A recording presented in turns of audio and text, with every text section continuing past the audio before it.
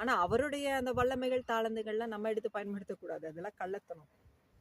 அவருடைய ஊழியத்துக்காக எங்க பயன்படுத்த சொல்றாரோ அங்கதான் பயன்படுத்தணும்.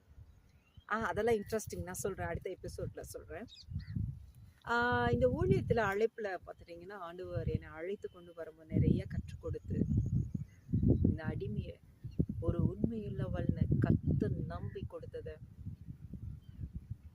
எலியா சொன்னது போல கர்த்தருக்கு முன்பதாக நிற்கிற அடிமை சொல்லுங்க. இந்த எளியவள் அவர் ஒரு உண்மையுள்ளவள் நினைச்சனால இவ்வளவு பெரிய கனமான ஊழியத்தை கொடுத்திருக்கிறார். ஓகே, வளர்ந்து வந்த காலங்கள்ல சொகுசா இருந்ததும் சொன்னோம், லட்சக்கணக்கா சம்பாதிச்சதும் சொன்னோம், எப்படியெல்லாம் வாழ்ந்ததுன்னு சொன்னோம்.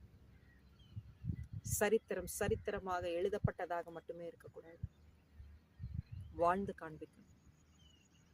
அப்படி வாழ்ந்து காண்பிக்கிறதுக்காக கர்த்தர் அழைத்த ஒரு